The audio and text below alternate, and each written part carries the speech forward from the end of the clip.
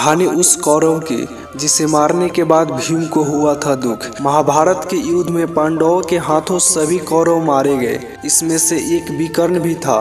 विकर्ण अकेला ऐसा कौरव था जिसका वध करने के बाद भीम को बहुत दुख हुआ था। महाभारत के युद्ध में पांडवों ने सभी कौरवों का वध करके अधर्म पर धर्म की जीत हासिल की थी।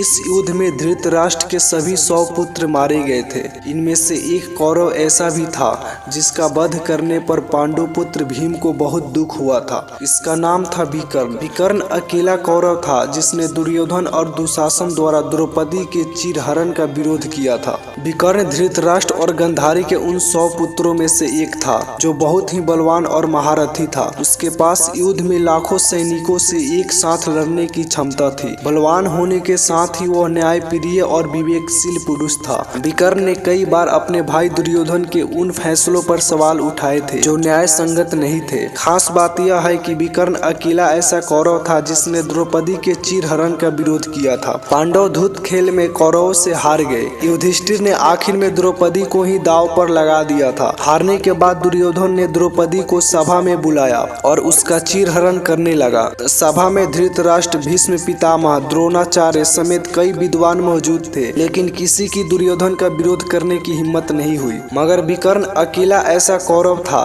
जिसने अपने भाई का विरोध किया।